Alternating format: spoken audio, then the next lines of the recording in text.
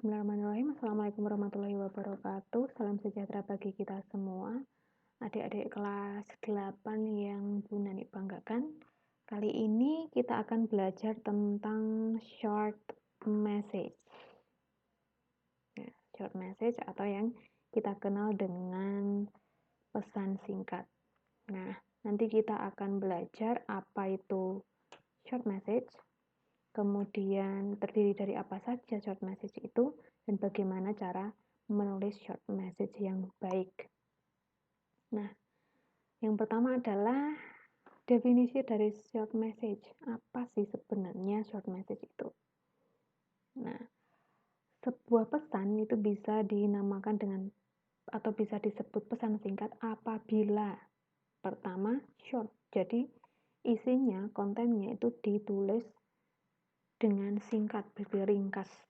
Jadi tidak panjang lebar. Namanya juga short ya.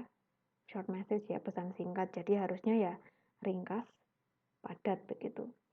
Next, urgent. Nah, kita menyebutnya sebagai pesan singkat karena digunakan untuk menyampaikan sesuatu yang urgent. Urgent itu apa? Mendesak gitu ya. Orang tidak perlu atau merasa harus menggunakan short message ketika tidak ada urgensi. Jadi apabila yang disampaikan itu sangat penting, harus disampaikan dengan panjang lebar supaya mengurangi potensi kesalahpahaman, maka yang digunakan bukan short message. Jadi seperti misalnya Undang-Undang Dasar 1945, kenapa harus dibuat panjang lebar seperti itu? Ya karena memang undang-undang itu harus benar-benar dipahami secara menyeluruh begitu. Jadi tidak sepotong-sepotong, makanya dibuat panjang. Nah, makanya undang-undang tidak disampaikan dengan short message itu, kecuali hanya lampiran saja, misalnya seperti itu. Jadi balik ke short message, selain ditulis dengan singkat, dia juga sifatnya urgent karena harus segera dibaca atau harus ditanggapi as soon as possible. Lalu selain itu, short message itu identik dengan gadget.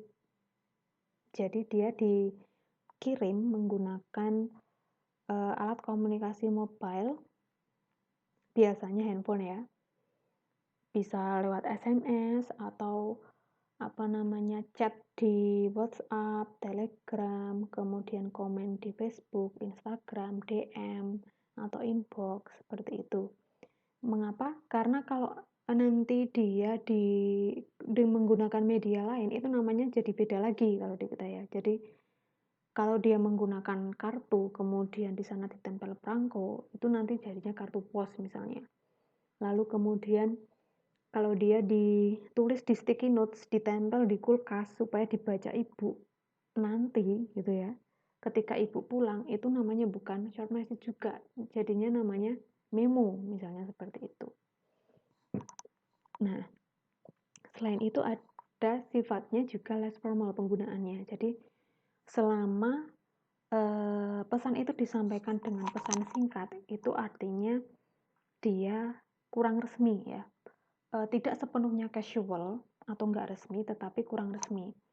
Pada perkembangan yang saat ini, apalagi dengan kondisi pandemi seperti ini, banyak informasi penting, bahkan informasi dinas gitu ya, misalnya di sekolah kita itu disampaikan lewat short message, misalnya, jadi lewat WhatsApp. Namun itu sifatnya masih less formal. Ketika dia dianggap resmi, maka harus ada versi tertulisnya, kemudian ada legalitasnya, seperti itu. Jadi ini bukannya nggak resmi, tapi kurang resmi, begitu ya. Lalu efisien. Nah, kenapa orang mengirim pesan singkat? Pertimbangannya juga efisiensi ya. Jadi pesan singkat dinilai lebih hemat waktu, kemudian hemat sumber daya misalnya tenaga, kemudian bisa kalau itu karena menggunakan mobile phone tadi ya misalnya ya, atau laptop misalnya, dia hemat energi juga. dibandingkan kalau harus video call, dibandingkan kalau harus voice call, misalnya seperti itu. Dan lebih cepat tadi, karena dia urgent, dia lebih cepat, diharapkan lebih cepat sampai, lebih cepat dibaca, dan lebih cepat untuk ditindaklanjuti. Karena misalnya ya, dengan kondisi sekarang ini dalam situasi pandemi, kalian belajar kan tidak tatap muka seperti normalnya dulu sebelum ada wabah gitu ya. Kalau misalnya pelajaran itu harus tatap muka lagi, wah itu nggak efisien dan nggak nggak aman juga untuk saat ini. Gitu. Lalu kenapa enaknya kok lewat WhatsApp atau Google Classroom, komen-komenan di Google Classroom? Karena yaitu tadi lebih efisien, lebih bisa cepat direspon, ditanggapi daripada kalau misalnya harus misalnya ya seminggu sekali ngambil materi yang printed gitu. Padahal misalnya tugas 1 pekan itu waktunya hanya 5 hari, maka menjadi menunda kegiatan yang lain. Dan yang terakhir network, nah karena tadi disampaikan atau dikirimkan lewat gadget, maka dia juga relies on network, jadi bergantung pada jaringan. Itu ciri-ciri short message. Lalu kemudian unsurnya apa saja? Nah, seperti halnya ketika kalian membuat surat izin, itu ada unsur-unsurnya kan ya. Jadi ada tempat dan tanggal penulisan surat itu ditujukan kepada siapa, wali kelas atau kepala sekolah atau guru kalian. Kemudian isinya apa, salam pembuka, penutup, dan lain sebagainya, sampai identitas kalian sebagai pengirim. Di short message juga seperti itu. Jadi paling tidak di sana ada info sender or receiver-nya. Kadang-kadang digunakan istilah addresser atau addressee. Jadi ini siapa yang mengirim dan siapa yang menerima pesan itu. Nah, ini nanti tampilannya atau interface-nya seperti apa tergantung mobile yang kalian gunakan. Lalu date and time, jadi kapan diterima atau dikirimnya pesan itu. Beberapa gadget bisa menampilkan hari dan tanggal dan jam gitu ya. Kemudian beberapa hanya jam dan harus keluar dari aplikasi itu dulu baru tahu itu tanggal berapa. Jadi beda-beda ya. Ada yang bisa include date and time sekaligus, ada yang hanya time dulu, ada yang sebelum ganti hari dia nggak akan muncul harinya, jadi hanya muncul jamnya, tanggalnya nggak muncul. Jadi beda aplikasi, beda mobile phone, bisa beda interface-nya. Lalu kontennya, jadi pesannya itu sendiri apa gitu. Nah, dari pesan ini nantilah adik-adik bisa mengidentifikasi tujuannya pengirim pesan itu apa gitu. Nah, sekarang bagaimana menulisnya? Nah, tadi kan kita udah belajar ciri-cirinya short message ya.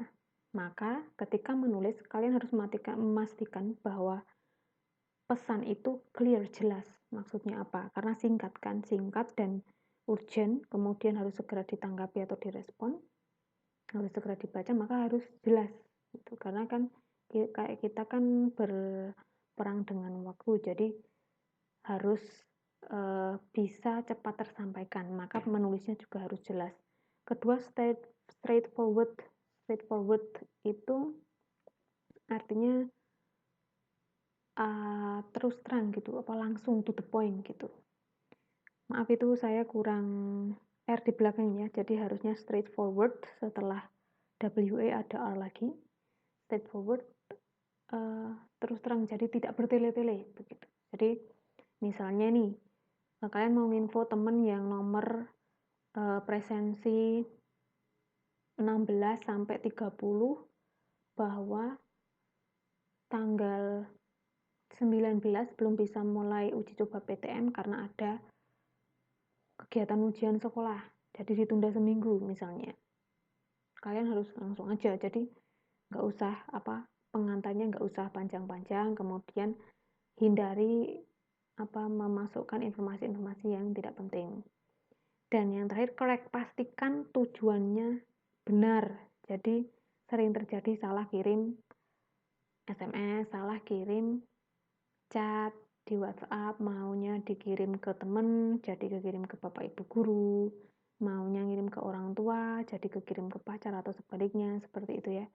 Jadi pastikan semuanya benar, termasuk mengetikkan kata-katanya gitu ya. Banyak kejadian typo, kemudian maksudnya jadi jauh berbeda.